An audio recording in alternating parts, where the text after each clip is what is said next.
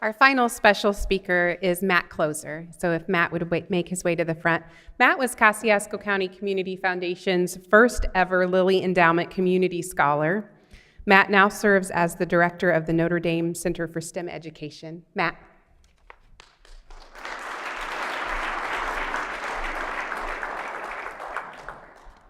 In Birmingham, Alabama, there's a pink tinted whiteboard.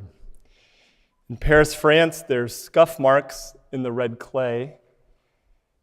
In Palo Alto, there's a red book, a thick red book on a library shelf.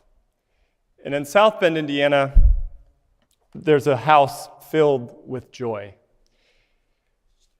What does the foundation have to do with any of these four disparate places? Perhaps nothing, perhaps everything. To answer that question, we actually have to know a little bit more about that pink-tinted whiteboard in Birmingham, Alabama. It was 2002. It was the first day of school. It was 8:40.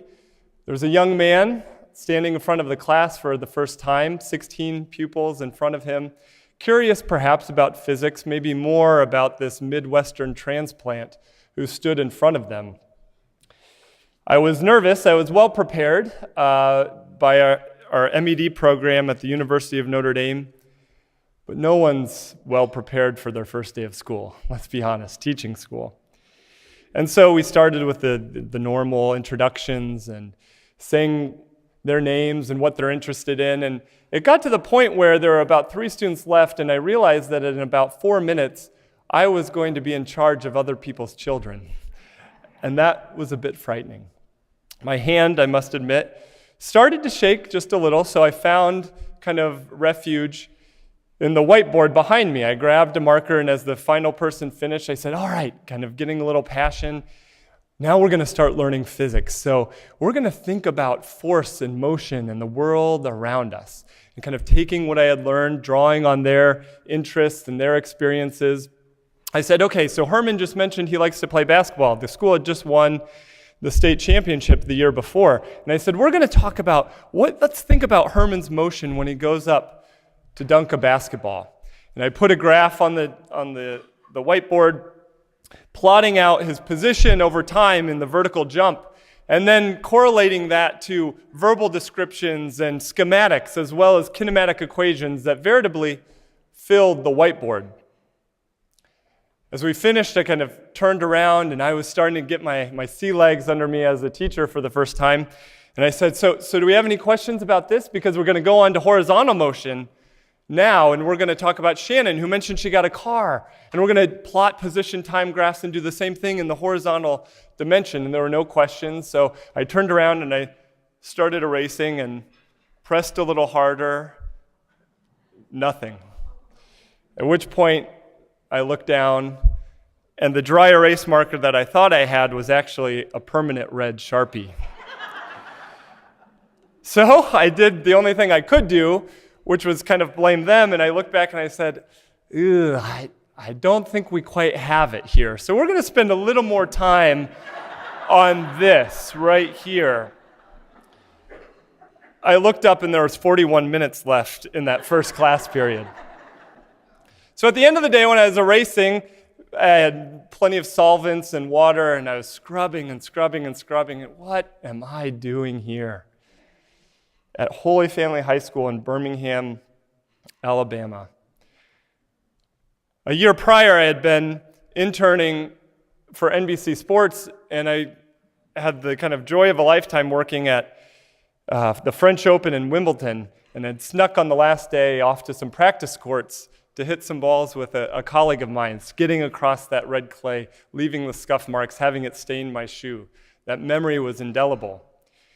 And here I was scrubbing the red marker off of a whiteboard of Holy Family High School, a school that had been founded in the 1940s for a group of people who had been marginalized and pushed to the boundaries. The sisters had founded it for the African American community who, because of segregation, didn't have an opportunity or access to a quality education. The school had remained a community school, and so now these were the grandchildren of those first students who had attended the school. What was I doing here? And what was it that made someone from the Midwest, totally out of his element, who was a pre-med major, had gotten into med school, come down to work what he thought was for 2 years in education, what was, in some ways, this foundation that had given me the opportunity as a Lilly Scholar to experience my dream at Notre Dame, to both push myself in terms of my own cognitive ability, obviously, but even more so to push my thinking that all of us, every single person in this room, on this campus, every school in Warsaw and the greater county here is made for greatness, and greatness being defined by how can we be men and women for others. And that pushed me then to say, well, maybe it's not medicine, a laudable, unbelievable profession in its own right, but maybe there are issues where I can work and have impact in this world of education. So that took me to Stanford, and I mentioned that book on the shelf where I worked on my dissertation in hopes that I could move forward for others, especially those on the margins, to have an identity that they themselves could be a force for good in the world through science, through mathematics, through technology, through engineering. And through Providence, then bringing me back as a professor at Notre Dame. You know, the gift of the Lilly Scholarship and the gift that the foundation has given me by going to Notre Dame is one that's kind of unprecedented and unique. Because what it did was it didn't dictate really what I had to do with my life. It helped me and allowed me to define my own future. It really gave me a sense and an opportunity to experience the unbelievable joy that I experienced today with my 3 kids, my wife, who I met at Notre Dame. But joy, if it just stopped there, would be, I think, selfish, because it would just be about me.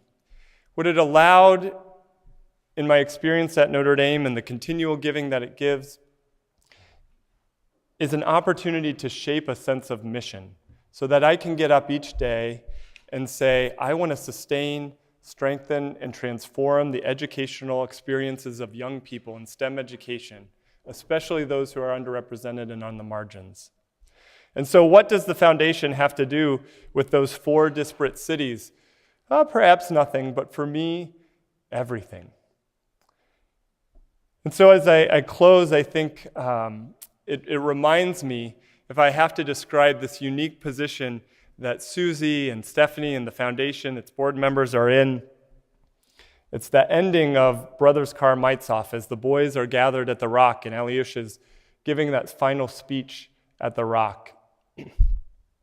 And he says, and even if we are occupied in most important things, if we attain honor or if we fall into great misfortune, let us remember how good it was once here, gathered together, united in this good and kindly purpose, which made us for a moment better perhaps than we really are. With deep, deep gratitude, I thank Susie and the foundation for all of their gifts that by bringing us together, bringing this community together into this good and kindly purpose, it has made all of us better perhaps than we really are. Thank you.